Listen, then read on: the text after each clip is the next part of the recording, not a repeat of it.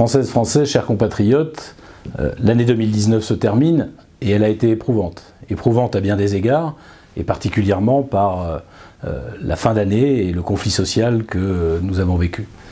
Mais cette année, elle a été éprouvante aussi parce que des événements politiques sont venus percuter nos activités. Je pense en particulier à ce qui vient de se passer sur la fin de la COP25, c'est-à-dire de cet accord qui n'a pas été trouvé, auquel on a renoncé pour mieux protéger notre environnement, protéger la planète, sauver l'avenir de notre planète et de nos enfants.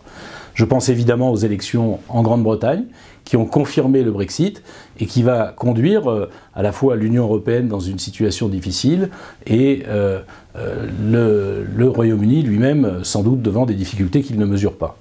Et puis en France, des difficultés sociales avec une grande incompréhension sur la réforme des retraites comme on l'a subi ces dernières semaines. À ce sujet de ce régime de retraite par points, nous avons des acquis qui sont formidables et qui peuvent être augmentés avec une meilleure pension pour les Français les plus modestes, une meilleure prise en compte de la pénibilité, des droits nouveaux acquis pour les femmes ou pour les agriculteurs et leurs conjoints. Voilà des avancées significatives.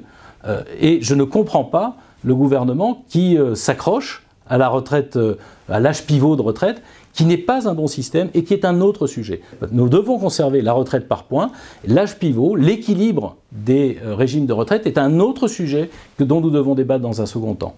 Alors comme c'est le début de l'année 2020 aussi, je souhaite en réalité que nous puissions avoir de l'espoir. Avoir de l'espoir pour mieux défendre l'environnement. Si la COP25 a été un échec, la prise de conscience par les citoyens à travers le monde entier de la difficulté à laquelle nous devons faire face tous ensemble, des modifications de modes de vie, des modes de production, de modes d'habitation qui sont nécessaires dans chacun de nos pays, bien sûr en France, en Europe, mais aussi dans les autres pays du monde, peut progresser.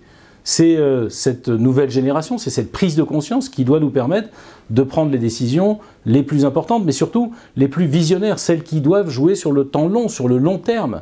On a des modifications dans nos modes de vie, dans nos modes de production, dans nos modes de transport à faire dès maintenant, mais qui n'auront des effets que sur le long terme.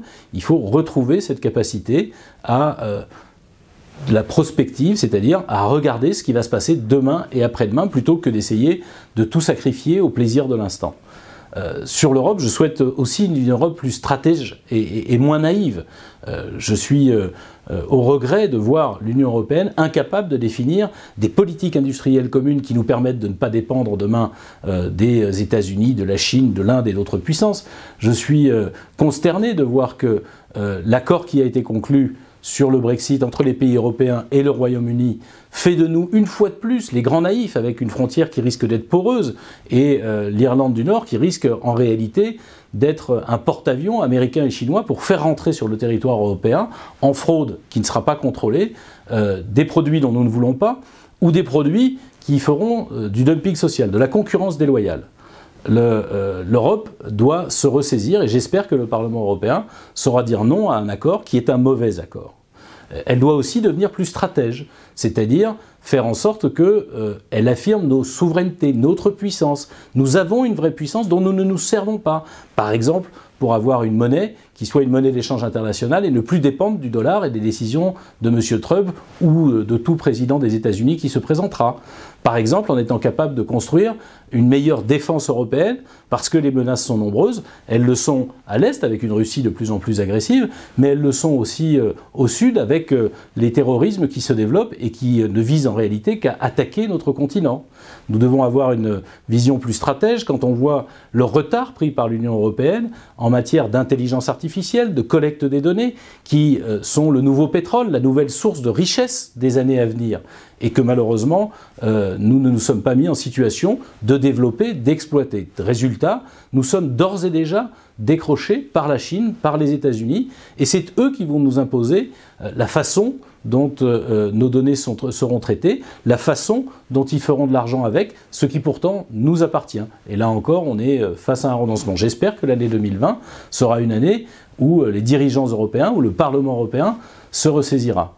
Et en France où malheureusement bien souvent nous nous écharpons, nous nous étripons sur des sujets d'actualité immédiate, on doit aussi savoir retrouver la vision stratégique du temps long. C'est le rôle du président de la République que de regarder loin et de montrer à l'ensemble des Français où nous allons. C'est malheureusement ce qui se fait le moins depuis maintenant une quinzaine d'années. Et nous avons de nombreux défis auxquels nous devons faire face.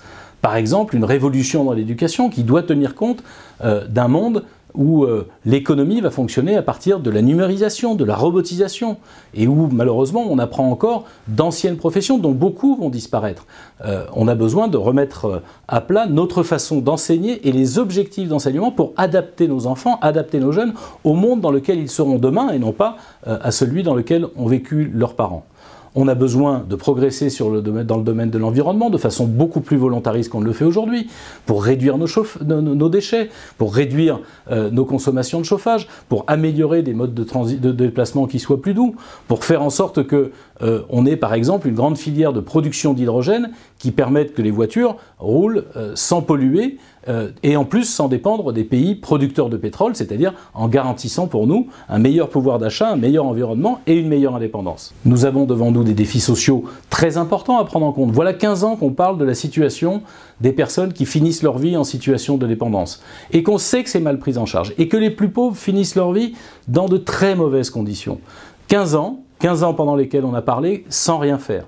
Bien, la vision du temps long, c'est de se dire prenons en charge ce problème de la dépendance, mettons en place cette couverture sociale pour les Français dès maintenant, et ceux qui en profiteront dans les années à venir sauront qu'ils ont été dirigés par des gens qui ne regardaient pas que ce qui se passe aujourd'hui, mais qui sont capables d'envisager, de déterminer, de définir ce qui doit se passer demain et après-demain. De la même façon, la France reconnaît de plus en plus sa diversité, la diversité de ses territoires, ceux qui vivent dans les grandes métropoles et ceux qui vivent dans les petits villages ou les villes intermédiaires.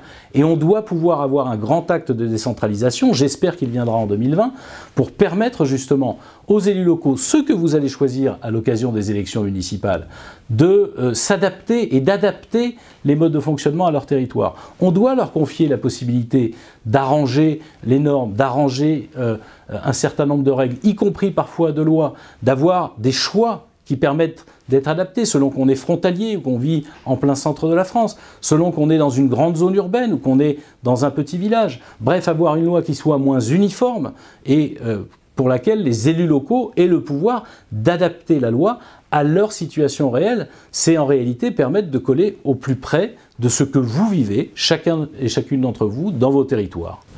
Bref, si l'année 2019 a été difficile, il ne tient qu'à nous de faire, à travers les élections municipales, à travers les débats que nous devons avoir, de l'année 2020 une année porteuse d'espoir, prometteuse, là où on est capable, ensemble, nous, le pays de Descartes, de retrouver la raison et de regarder ce qui va se passer dans le temps long. Quels sont les défis auxquels nous devons faire face pour protéger l'environnement, pour mieux sauvegarder notre indépendance face aux grandes puissances mondiales ou aux grandes puissances économiques, pour faire en sorte que les problèmes économiques et sociaux que nous avons soient mieux abordés et anticipés dans notre pays, ne pas toujours réagir au pied du mur. Nous en sommes capables, contrairement à ce que parfois nous pensons tous ensemble. Et ce sont les vœux que je formule pour cette année 2020. Soyons capables de redevenir français, c'est-à-dire lucides, intelligents, compréhensifs entre nous et capables de regarder comment nous voulons construire le monde de demain et d'après-demain.